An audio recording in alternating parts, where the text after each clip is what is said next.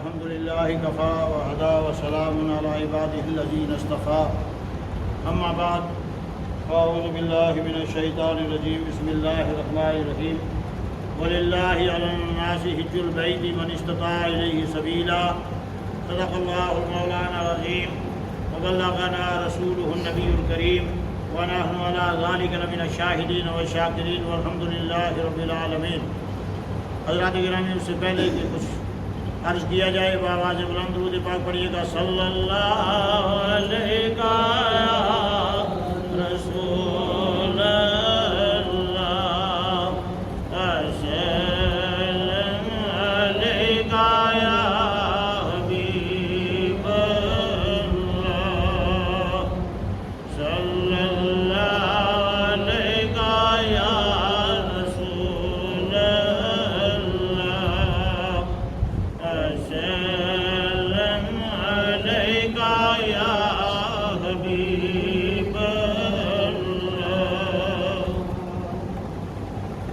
حضرات، حج کا دور چل رہا ہے اور میں نے جو آیہ کریمہ کی تلاوت کا شرف حاصل کیا ہے، اس میں پروردگار عالم کا ارشاد ہے کہ لوگوں کے لیے اللہ تعالیٰ نے حج فرض کر دیا ہے، استطاعت کی شرط کے ساتھ۔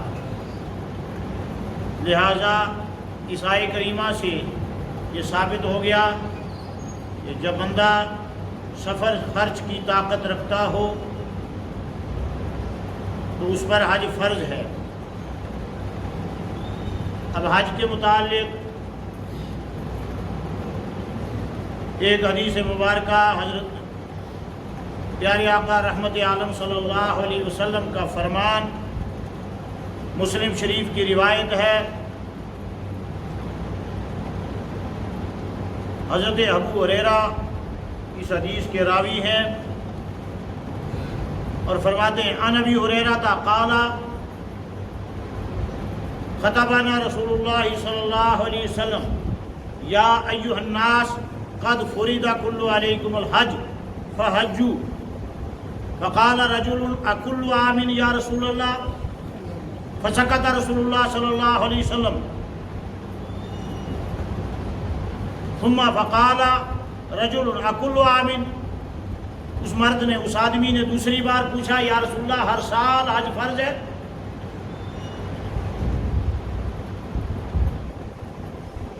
فسکت رسول اللہ صلی اللہ علیہ وسلم حتی قالها ثلاثا، یہاں تک کہ جب اس نے تیسری بار پوچھا کہ یا رسول اللہ کیا ہر سال حج فرض ہے؟ فقال لو قلت نعم لوجبت ولما استطعتم، ثم قال ضروری ما ترکتم فإنما هلك من كان قبلكم بكثرة سؤالهم واختلافهم على أنبيائهم فإذا أمرتكم بشيء فأتوا منه ما استطعتم وإذا نهيتكم عن شيء فدعوه۔ حضرت ابو ہریرہ رضی اللہ تعالی عنہ روایت کر رہے ہیں کہ جب یہ حج کی آیت نازل ہوئی تو پیارے آقا رحمت عالم صلی اللہ علیہ وسلم نے منبر پر چڑھ کر خطبہ دیا اور فرمایا اے لوگو، تم پر حج فرض کر دیا گیا ہے، لہذا حج کرو۔ مجمع میں سے ایک آدمی کھڑا ہو گیا اور اس نے عرض کیا یا رسول اللہ کیا ہر سال حج فرض ہے؟ تو پیارے آقا خاموش رہے، جواب نہیں دیا۔ پھر اس آدمی نے دوسری بار پوچھا یا رسول اللہ ہر سال حج فرض ہے؟ پیارے آقا پھر چپ رہے، جواب نہیں دیا۔ حتی قالها ثلاثا، یہاں تک کہ جب اس نے تیسری بار پوچھا کہ یا رسول اللہ ہر سال حج کرنا ہے؟ فقال لو قلت نعم لوجبت، اس جملے پر آپ غور کریں۔ پیارے آقا فرماتے ہیں صرف میری زبان سے ہاں نکلنے کی دیر، اس جملے پر غور کریں۔ پیارے آقا نے فرمایا لو قلت نعم، اگر میں ہاں کہہ دیتا، اگر میں یس کر دیتا صرف تو تم پر ہر سال حج فرض ہو جاتا اور تم اس کی طاقت نہ رکھتے۔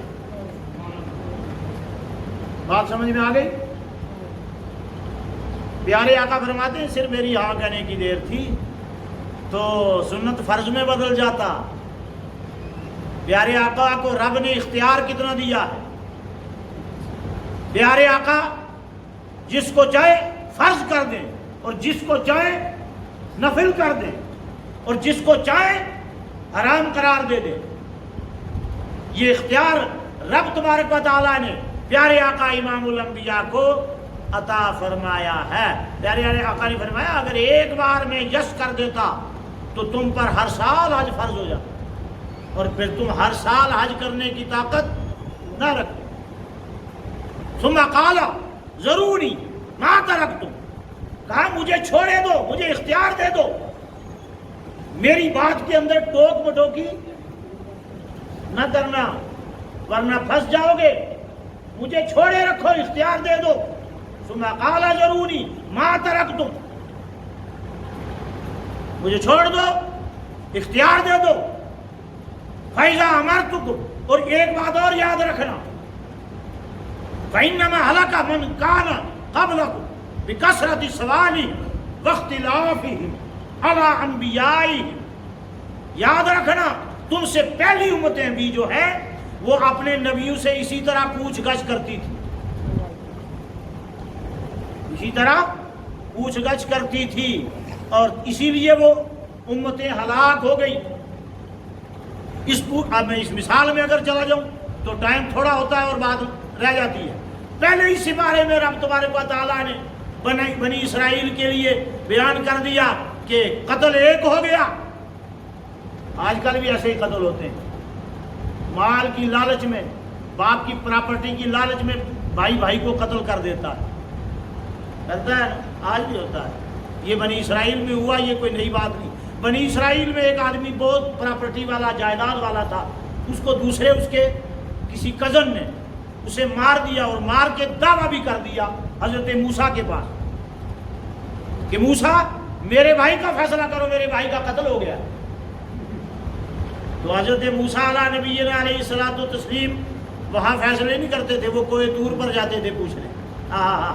ہمارے آقا مسجد نبوی میں بیٹھ کر اور ایسے ایسے تاریخ ساز فیصلے فرما رہے ہیں۔ حضرت موسیٰ کو وہ فیصلہ، ایک فیصلہ لینے کے لیے کوہ طور پر جانا پڑتا تھا۔ حضرت موسیٰ نے کہا کہ میں کوہ طور پر جا کر رب سے پوچھوں گا، پھر فیصلہ کروں گا۔ اور جب حضرت موسیٰ کوہ طور پر گئے تو رب نے بھی ڈائریکٹ نہیں بتایا کہ قاتل کون ہے، رب نے بھی یہ بات ڈائریکٹ حضرت موسیٰ کو نہیں بتائی کہ قاتل کون ہے، انڈائریکٹ۔ چلو آج کل کے ہمارے مسلمان کہتے ہیں نہیں، ڈائریکٹ رب سے رشتہ جوڑ لو، کہتے ہیں نا، ہمارے لوگ کہتے ہیں ڈائریکٹ رب سے رشتہ جوڑ لو۔ جی رب فیصلے کر جو ہے، رب تمہارے بھلا کرے گا، کسی اور کے پاس جانے کی ضرورت کیا ہے؟ رب نے کہا ڈائریکٹ موسیٰ نہیں بتاؤں گا کہ قتل کس نے کیا ہے، اس کے لیے ایک ہیلا کرو۔ ہم ہیلا کرتے ہیں، کہتے ہیں لوگ کہتے ہیں مولوی صاحب کہاں ہے، قرآن میں ہے، مولوی صاحب حدیث میں ہے۔ رب نے کہا نہیں موسیٰ ہیلا کرنا پڑے گا۔ کہا کیا کرنا پڑے گا؟ کہا ایک گائے ذبح کرنی ہے۔ تو موسیٰ گئے پھر واپس۔ وَإِذْ قَالَ مُوسَىٰ لِقَوْمِهِ یا قومی، حضرت موسیٰ قوم کے پاس گئے اور جا کر کہنے لگے اے قوم، رب نے حکم دیا ہے کہ گائے ذبح کرو۔ وَإِذْ قَالَ مُوسَىٰ لِقَوْمِهِ یا قوم إِنَّ اللَّهَ يَأْمُرُكُمْ، اللہ حکم دیتا ہے کہ گائے ذبح کرو، أَن تَذْبَحُوا بَقَرَةً، گائے ذبح کرو۔ آگے سے قوم نے کیا کہا؟ قَالُوا أَتَتَّخِذُنَا هُزُوًا، موسیٰ تم ہمارا مذاق اڑا رہے ہو، بھلا یہ بھی قتل کا کوئی فیصلہ ہو سکتا ہے؟ قتل کہیں اور ہوا اور فیصلہ کچھ اور ہو رہا ہے، یہ مذاق ہی ہو رہا ہے نا، کہ ہم نے تو قتل کا پوچھا تھا، دعویٰ کیا تھا آپ کے پاس کہ اے موسیٰ میرے بھائی کا قتل کس نے کیا ہے، اور اس کا جواب بڑا الٹا آ رہا ہے، یہ تو مذاق ہو رہا ہے۔ قالوا تتخذنا ہزوا قال اعوذ باللہ ان اکون من الجاہلین.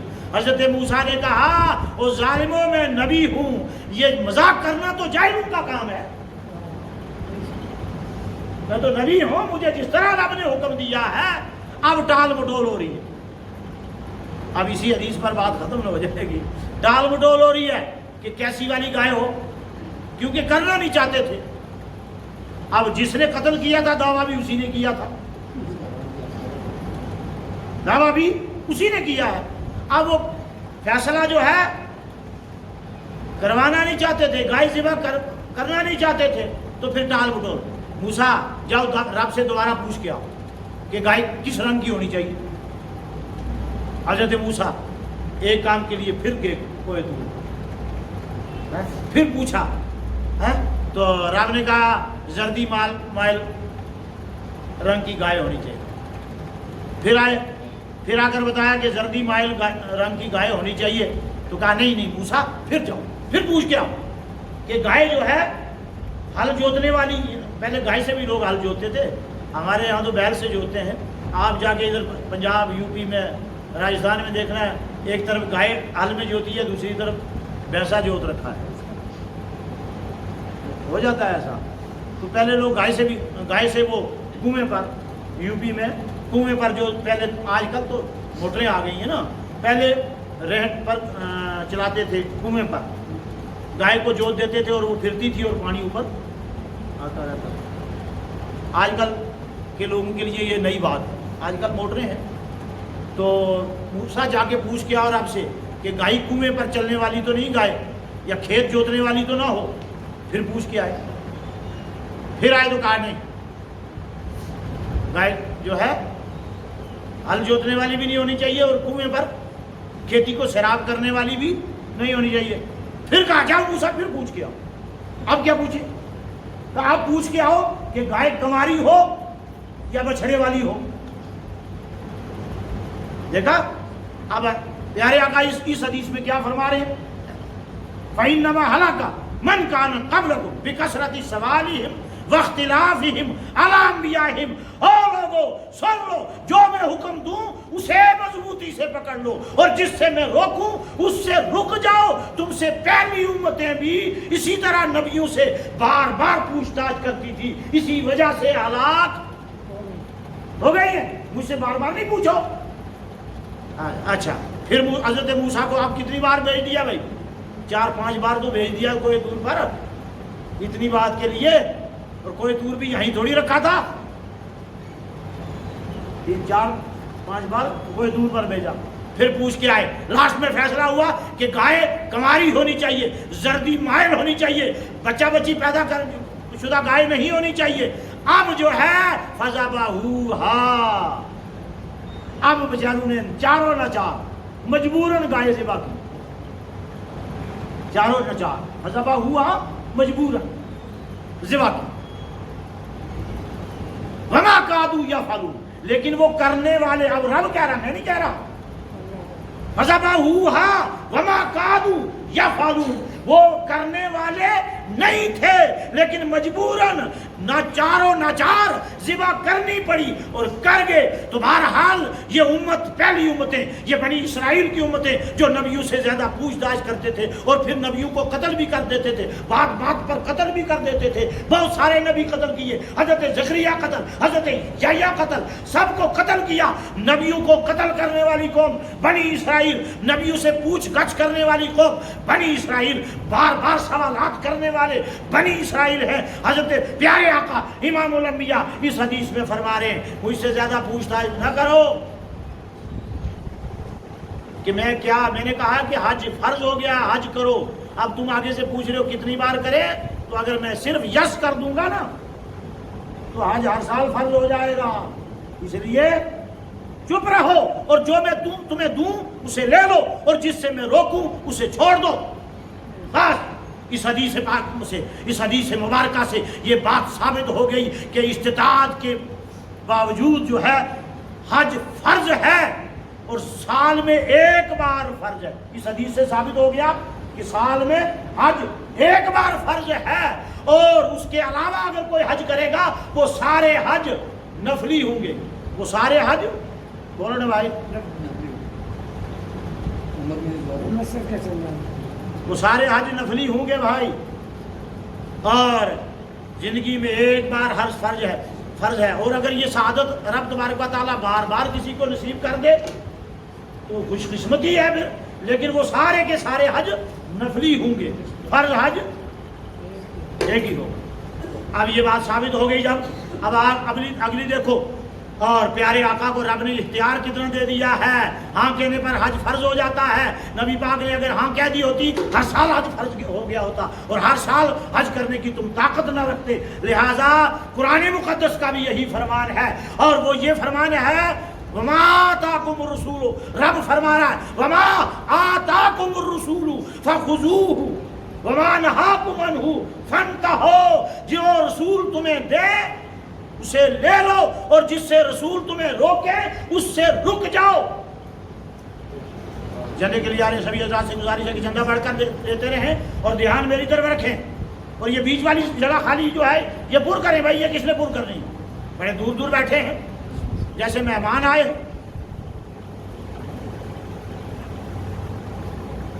یار کوئی دھاڑا بڑا مارنا پڑتا تبھی لوگ سب مانیں گے نا. یہ سب اور پہلی میں آ جاؤ، بچے نہیں آؤ، بڑے بڑے آ جاؤ، پہلی میں آ جاؤ، کوئی بات نہیں. پہلی میں آنے میں کون سی شرم آتی ہے؟ ہاں ثواب زیادہ ملے گا. آ جاؤ، پہلی سب خالی ہے. بہرحال کہنے کا مطلب یہ ہے، ایک حدیث جلدی جلدی اور سن لو، ٹائم ہو رہا ہے. یہ حدیث جو میں نے سنائی ہے یہ مسلم شریف کی حدیث ہے.